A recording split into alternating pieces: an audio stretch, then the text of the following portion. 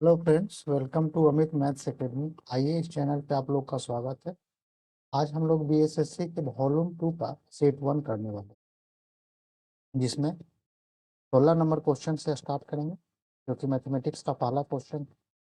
यहाँ कह रहा है कि एक परीक्षा में 45 है। यदि उच्चतम और न्यूनतम अंकों को, जो केवल एक एक छात्र को ही मिले हैं, निकाल दिया जाए तो शेष छात्रों के औसत अंकों में से एक अंक घट जाता है। उच्चतम और न्यूनतम अंकों का औसत क्या होगा? तो उच्चतम और न्यूनतम अंकों का औसत निकालने के लिए सबसे पहले हमको उच्चतम और न्यूनतम अंकों का योग चाहिए। तो यहाँ मैक्सिमम प्लस मिनिमम बराबर क्या होगा?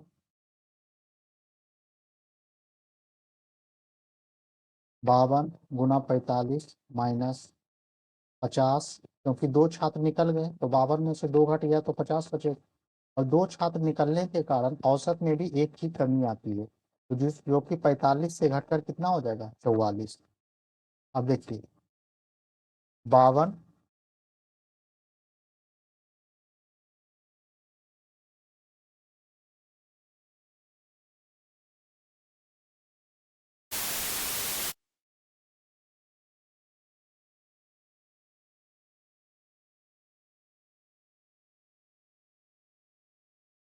52 × 45 जो कि होगा 2340, और माइनस 50 × 44 जो कि 2200 के बराबर हो जाएगा। तो ये दोनों का अंतर जो आएगा वो 140 आएगा। लेकिन हमसे अंतर नहीं पूछ रहा है, हमसे पूछ रहा है कि ये दोनों का औसत कितना होगा, उच्चतम और न्यूनतम अंकों का औसत। तो औसत निकालने के लिए दोनों में क्या करेंगे? दोनों को जोड़ करके हम 2 से भाग कर देंगे, बटा 2, बराबर हो जाएगा 140/2, जो कि 70 के बराबर हो जाएगा, जो कि आपका ऑप्शन नंबर ए है।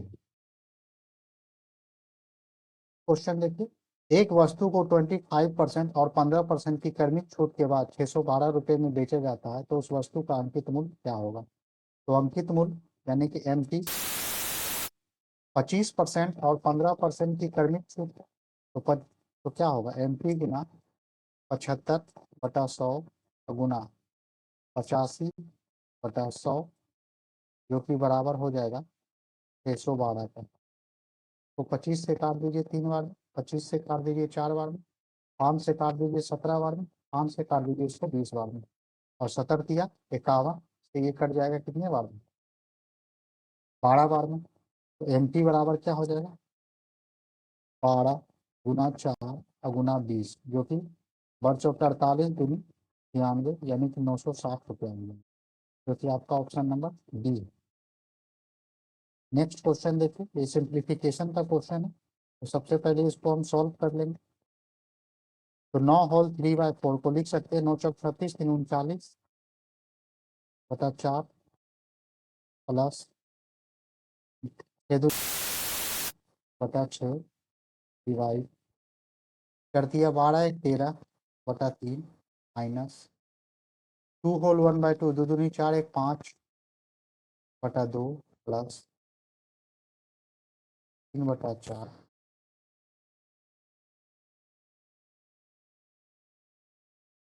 40/4 प्लस 13/6 डिवाइड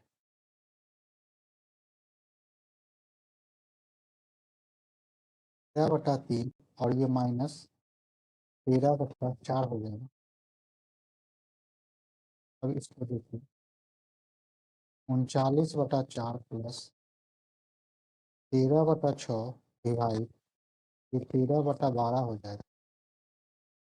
तो 39/4 प्लस 13/6, चूंकि डिवाइड है तो मल्टीप्लाई होगा तो उलट जाएगा। 13 से 13 कैंसिल हो गया, 6 से 12 2 बार, तो ये क्या हो जाएगा? 39/4 प्लस 2, तो क्या हो जाएगा? 39 + 8 47, ये हो जाएगा 47/4, जो कि आपका ऑप्शन नंबर सी है। नेक्स्ट क्वेश्चन देखिए, कि टाइम एंड डिस्टेंस का क्वेश्चन कर रहा है कि एक व्यक्ति अपने कार्यालय से जिस गति से घर वापस आता है, उससे 1/4 गति से वो अपने कार्यालय जाता है। यानी कि घर आने वक्त ये ऑफिस हो गया और ये घर हो गया, ऑफिस से जो घर जा रहा है वो जा रहा है एक्स के स्पीड से, लेकिन घर से जो ऑफिस आ रहा है वो आ रहा है 4x स्पीड से। यदि पूरे यात्रा के दौरान औसत गति 15 किलोमीटर पर आवर है तो कार्यालय जाने के दौरान उसकी औसत गति क्या होगी? तो यहाँ औसत गति क्या हो जाता है? 2ab/a+b यहाँ की 2 गुना एक्स और गुना 4x बटा 5x तो बराबर हो जाएगा कितना? 15। यानी कि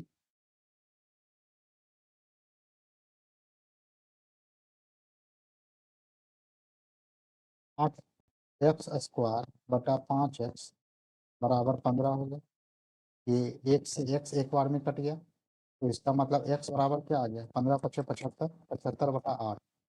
तो कार्यालय जाने के दौरान उसकी गति हम x ही माने हैं, तो यहाँ पर स्पीड इसका क्या हो जाएगा? 75/8, जो कि ऑप्शन नंबर ए है। नेक्स्ट क्वेश्चन देखिए, यहाँ कह रहा है कि 5x प्लस 1/3x बराबर 4 है, तो पूछ रहा है 9x² प्लस 1/25x² का वैल्यू क्या होगा? तो इसके लिए सबसे पहले इसको रीअरेंजमेंट करेंगे, जिसमें 3/5 से तो 3/5 से दोनों तरफ गुना कीजिए। 5x प्लस 1/3x बराबर 4 गुना 3/5 हो गया, तो ये हो जाएगा 3x प्लस 1/5x बराबर 12/5। अब दोनों तरफ स्क्वायर कर दीजिए, तो ये क्या हो जाएगा?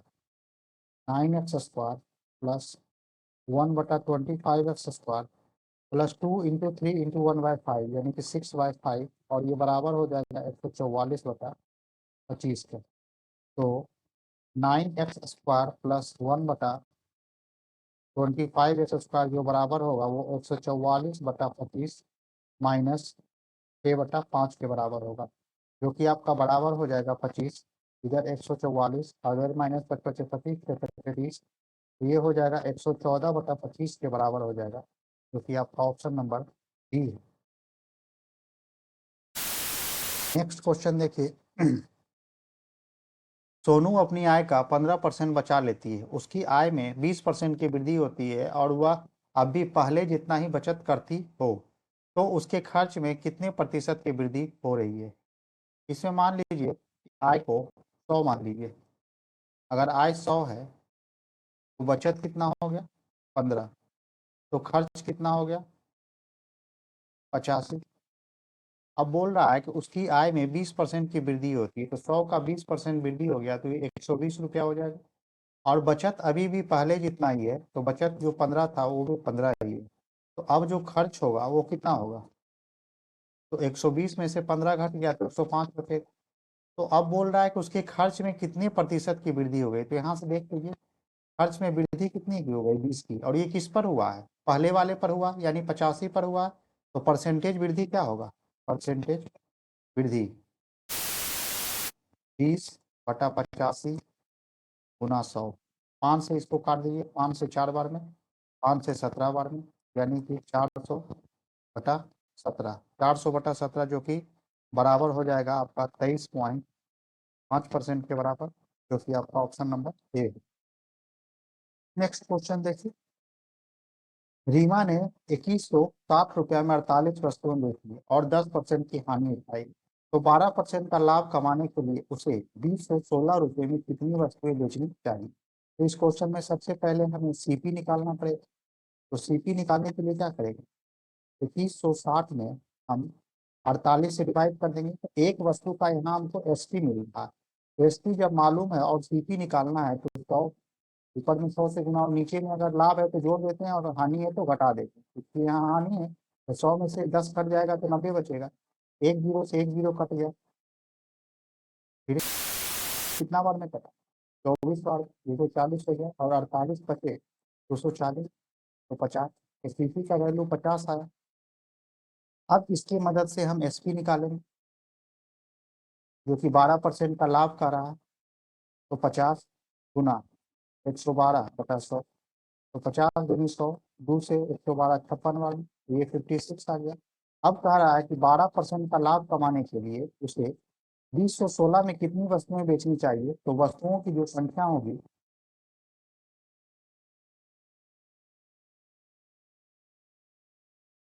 वह 2016 में 56 से डिवाइड हो जाएगा, जो कि आपका 36 के बराबर होगा। ये आपका option number B. Next question देखिए, कुछ संख्याओं का औसत 54.6 है। यदि 75 संख्याओं में से प्रत्येक में 5.6 की वृद्धि कर दी जाए और शेष में से प्रत्येक में 8.4, तो इस प्रकार प्राप्त संख्याओं का औसत क्या होगा? तो इस टाइप के क्वेश्चन को सोल्व करने का तरीका है कि जो आपको फ्रैक्शन में दिया हुआ है यानी परसेंटेज में जो दिया हुआ है, सबसे पहले इसको तोड़ लीजिए 3/4, यानी यहाँ टोटल संख्या हम 4 मानेंगे, जिसमें 3 संख्याओं में 5.6 की वृद्धि हो जाएगी और शेष बच गया एक। 4 में से 3 घटाएंगे तो एक बचेगा और इस एक में 8.4 की कमी हो गई, तो इसको इस टाइप से लिखिए, 3 में प्लस 5.6 की वृद्धि हो गई, जो कि इसको अब इन दोनों को मल्टीप्लाई कर दीजिए, जो कि आपका होगा 16.8। यहाँ 16.8 की वृद्धि हो गई है और बाकी जो एक संख्या बचा उसमें माइनस, उसमें 8.4 की कमी हो गई, तो इसको माइनस से डिनोट करेंगे। अब इस दोनों को भी मल्टीप्लाई कर लीजिए, जो कि आपका -8.4 के बराबर हो जाएगा।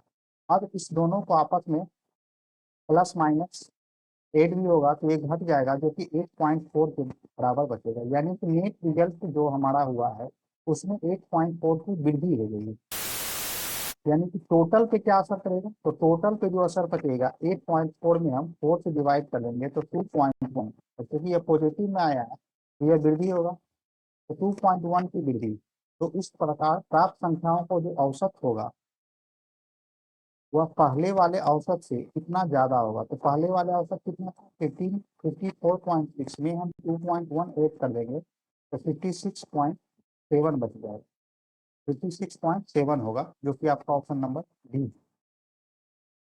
नेक्स्ट क्वेश्चन देखिए, एक लड़के ने 3 रुपया में 15 चॉकलेट की दर से कुछ चॉकलेट खरीदी तथा सभी चॉकलेटों को 2 रुपया में 3 की दर से बेच दिया, तो लाभ या हानि प्रतिशत ज्ञात कीजिए। तो इसमें एक तरीका है कि सीपी निकालिए, एसपी निकालिए अलग अलग, और उस तरह से लाभ या हानि निकालिए, तो उससे भी आप निकाल सकते हैं। लेकिन एक तरीका ये है, एक तरफ सीपी इसको लिख लीजिए और एक तरफ एसपी लिख लीजिए, और इसको जैसे जैसे दिया है वैसे वैसे लिख लीजिए। 3 के सामने 15 और 2 के सामने 3। अब इसको क्या कीजिए, आप क्रॉस मल्टीप्लीकेशन कर दीजिए, जो कि आपका आ जाएगा 9, इधर 3 तिया 9 और इधर 15 दूनी 20। इसका मतलब हो गया सीपी 9 है और एसपी 30 है, इसको और भी आप काट सकते हैं 3 से, 3 तिया 9, 3 से 10 बार में कट गया। और लाभ कितना का हो गया आप? +7 का। तो परसेंटेज लाभ पूछ रहा है, तो परसेंटेज लाभ बराबर क्या होता है? 7/3 और गुना 100, यानी कि 700/3, तो 233 होल 1/3% आपका परसेंटेज लाभ हो गया, जो कि आपका option number A. Next question देखिए, वह छोटी से छोटी संख्या ज्ञात कीजिए जो 7, 14, 28, 45 और 42 से पूर्णतः विभाज्य है। तो इस टाइप में के क्वेश्चन में कुछ नहीं करना होता, संख्या दी हुई है उसका सिर्फ एलसीएम निकाल दीजिए, 7, 14, 28, 35 और 42। तो आपको ऐसी संख्या ढूंढना है, तो इसमें आप ऑप्शन का भी मदद ले सकते हैं कि आपको देखना है कि कौन सी ऐसी संख्या है जो इन सभी संख्याओं से कट जाए और वह छोटी से छोटी संख्या हो, जो कि 420 होगा, जो कि आपका ऑप्शन नंबर डी है। नेक्स्ट क्वेश्चन देखिए, दो संख्याओं का अनुपात 2:3 है और उनका लघुत्तम समावर्तक और महत्तम समावर्तक का गुणनफल 96 हो, तो संख्याओं का योग ज्ञात कीजिए। तो संख्याओं का योग यहाँ अनुपात 5 है, तो 5 से कटने वाली तो सभी संख्याएं, तो हमको निकाल कर ही देखना पड़ेगा। तो यहाँ देखिए संख्याएं कितनी हैं, संख्याओं को मान लीजिए 2x × 3x और बराबर क्या हो जाएगा 9600, यानी कि 6x², 600 से ही है, 1600 बार में कट जाएगा, x बराबर आ गया 40। तो संख्याओं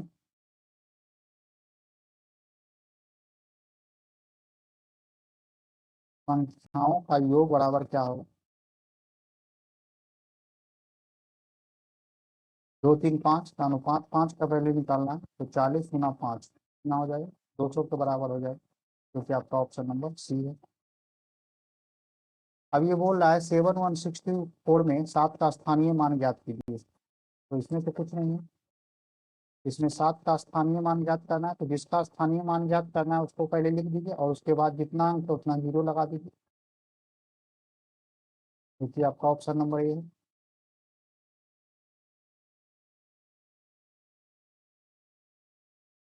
सुमित एक वस्तु को निश्चित मूल्य पर बेचता है, यदि वह उसे विक्रय मूल्य के 4/5 भाग पर बेचता तो उसे 10% की, उसे उसके वास्तविक विक्रय मूल्य के 95% मूल्य पर बेचता तो उसका लाभ प्रतिशत कितना होता। तो इसमें मान लीजिए लेट एस पी बराबर 100, तो कह रहा है कि 4/5 भाग पर बेचता है, तो 4/5 एस पी बराबर क्या हो जाएगा, 80 रुपये, यानी कि अब सीपी बराबर क्या हो गया, 80 गुना 100/90, जो कि आपका 800/9 के बराबर हो गया। और कह रहा है कि अब उसका वास्तविक विक्रय मूल्य 95% मूल्य पर बेचा, तो एसपी बराबर क्या हो जाएगा, 95, तो प्रॉफिट क्या हो जाएगा, प्रॉफिट हो जाएगा एसपी माइनस सीपी, यानी कि 95 माइनस 800/9, तो ये किसके बराबर हो जाएगा, -800/9, यानी कि 55/9 के बराबर हो गया। तो परसेंटेज प्रॉफिट बराबर क्या हो, बराबर 55/9/800/9 गुना 100, 55/800, ये 55/8 हो गया, जो कि 6.78% के बराबर, क्योंकि आपका ऑप्शन नंबर बी है। फिर से एक बार इस क्वेश्चन को समझ लीजिए, लेट एस पी बराबर 100, अब बोल रहा है यदि वह इसे विक्रय मूल्य के 4/5 भाग पर बेचता तो उसे 10% की हानि होती, यानी 4/5 एस पी बराबर हो गया 80। तो अब इसकी मदद से सीपी निकालेंगे, तो सीपी बराबर क्या हो जाएगा, 80 गुना 100/90, जो कि 800/9 के बराबर हो गया। और फिर कह रहा है यदि वह वास्तविक विक्रय मूल्य पर बेचता होता, तो यानी कि एसपी 100 का 95% 95 हो गया। अब इसके बेसिस पे प्रॉफिट क्या हो जाएगा, एसपी माइनस सीपी, यानी 95 माइनस 800/9, 95 गुना 9 855 माइनस 800/9, तो 55/9 होगा। तो परसेंटेज प्रॉफिट क्या होगा, लाभ बटा क्रय मूल्य गुना 100, लाभ की जगह 55/9 है, क्रय मूल्य की जगह 800/9 है, गुना 100, तो 55/800 गुना 100, 100 से 800 8 बार में कट गया, तो 55/8, जो कि आपका 6.7/8% हो गया। अब कह रहा है कि एक मूलधन साधारण ब्याज पर 4 वर्ष 4 माह में 2 गुना हो जाता है, तो यह कितने समय में 3 गुना हो जाएगा। तो टाइम जो दिया हुआ है कितना दिया हुआ है, 4 वर्ष 4 माह, इसको सबसे पहले ईयर में कन्वर्ट कर लीजिए, तो 4 + 4/12, जो कि 1/3 होगा, तो ये 13/3 हो गया। अब इस टाइप के क्वेश्चन में एक फॉर्मूला लगता है कि T2/T1 बराबर N2/N1 - 1, तो T2/T1 यानी कि पहला जो समय दिया हुआ 13/3 और दूसरा समय पूछ रहा है, तो T2 का तो वैल्यू ही निकालना, T1 जो 13/3 दिया हुआ बराबर N2 - 1, यानी कितने समय में 3 गुना हो जाएगा, तो 3 - 1, और पहला बोल रहा था 2 गुना, N1 - 1 यानी कि 2 - 1, तो क्या हो जाएगा, T2 गुना 3/13 बराबर 2, तो T2 बराबर क्या हो जाएगा, 26/3, यानी 8/2/3 ईयर, जो कि आपका ऑप्शन नंबर डी हो जाएगा। नेक्स्ट क्वेश्चन देखिए, किसी फैक्ट्री में 8:7 के अनुपात में कर्मचारियों की संख्या कम की जाती है, वो कर्मचारियों के वेतन में 7:2 के अनुपात में वृद्धि की जाती है, फैक्ट्री में दिए जाने वाले कुल वेतन में वृद्धि या कमी किस अनुपात में होगी। तो सबसे पहले इसको इनिशियल अनुपात फाइनल कर लीजिए, संख्या किस रेशियो में दिया हुआ, संख्या 8:7 में दिया हुआ।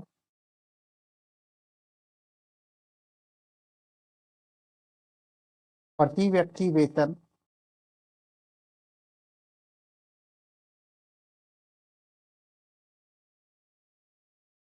वेतन में जो वृद्धि हुआ है वो 7:2 के अनुपात में हुआ। इसको मल्टीप्लाई कर लीजिए, 68:56 7 × 14। इसको काट लीजिए, 4:1। तो वेतन में क्या हुआ, कमी हुआ। किस अनुपात में हुआ, पहले 4 था अब 1 हो गया, तो वेतन में कमी जो हुआ है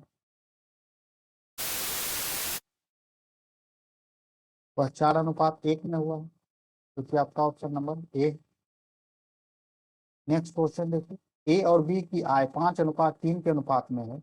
ए बी सी के खर्चे 8:5:2 के अनुपात में। यदि सी 2,000 रुपया खर्च करता है और बी 700 रुपया बचाता है तो ए की बचत कितनी है।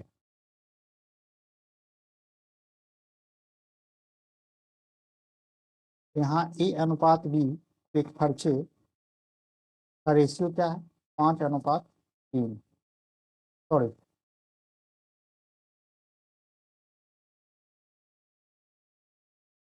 ए अनुपात बी के आय का अनुपात कितना है, 5:3। और ए अनुपात बी अनुपात सी के खर्चे का जो अनुपात है वो है 8:5:2। यदि सी 2,000 रुपया खर्च करता है और बी 700 रुपया बचाता है, तो सी 2,000 रुपया खर्च करता है, मतलब 2 का वैल्यू 2,000 हो गया, तो 5 का वैल्यू कितना हो गया, 5,000। और ए का वैल्यू कितना हो गया, 8,000। और बी का बचत कितना है, 700 रुपया है, तो बी की आय कितनी हो गई। आय बराबर होता है खर्च प्लस बचत, तो 5,000 प्लस 700, तो ये बी का आय जो हो गया वो 5700 रुपया हो गया।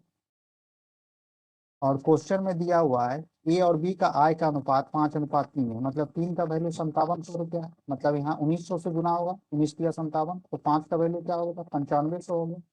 तो ए की आय कितनी हो, तो ए की बचत पूछ रहा है, तो ए की बचत बराबर ए की आय माइनस ए का खर्च। आय है 9500 रुपया, खर्च है 8,000 रुपया, और ये घट के हो जाएगा 1,500 रुपया। ए का बचत कितना होगा, 1,500 रुपया, जो कि आपका ऑप्शन नंबर ए है। n+1 n+2 n+3 n+4 n+5 का औसत क्या होगा। औसत बराबर कुल संख्याओं का योग बटा कुल संख्याओं की संख्या होगी।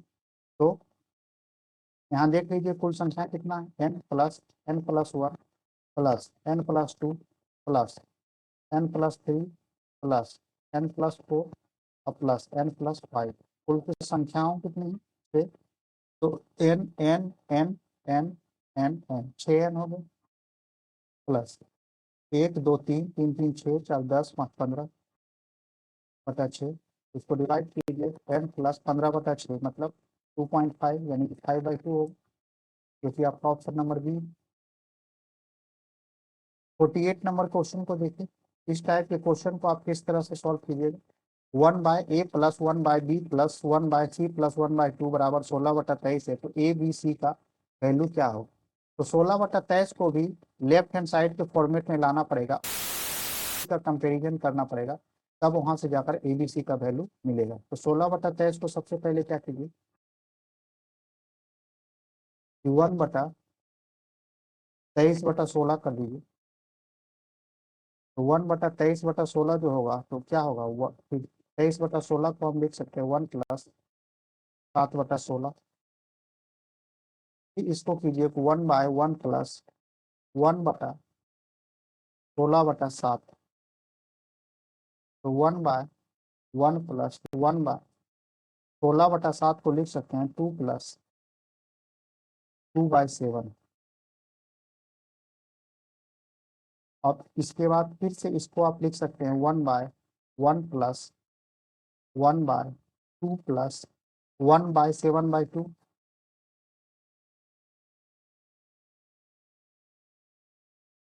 अब इस क्वेश्चन को देखिए, ये 1/1 प्लस 1/2 प्लस 1/3 + 1/2, और इसको कंपेरिजन हम कर लेंगे इधर से 1/a + 1/b + 1/c + 1/2।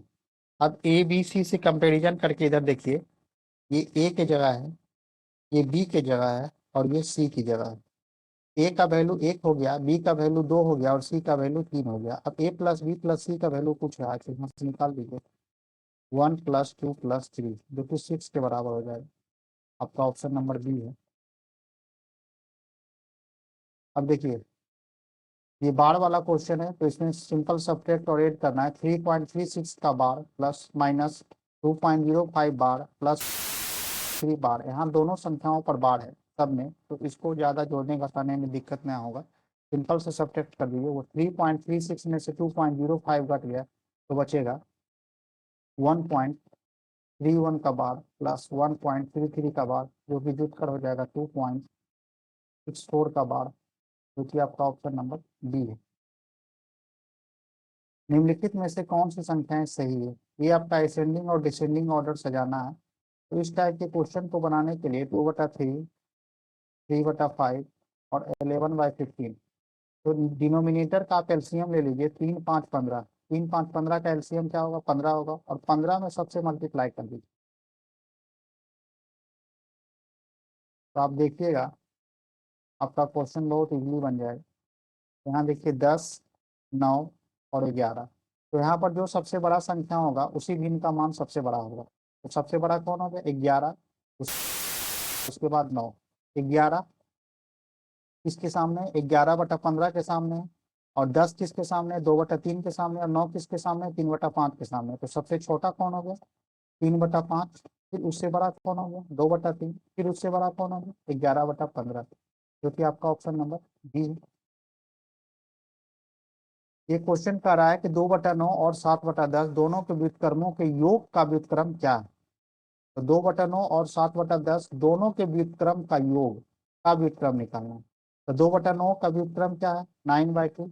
और 7/10 के व्युत्क्रम क्या है? 10/7। तो पहले ये दोनों को जोड़िए। तो 7 दूनी 14, 2 सत्ते 14, 9 सत्ते 63, प्लस 7 दूनी 14, 10 दूनी 20, 83/14। अब इसका व्युत्क्रम पूछ रहा है, तो इसका व्युत्क्रम क्या होगा? 14/83, जो कि आप ऑप्शन नंबर ए।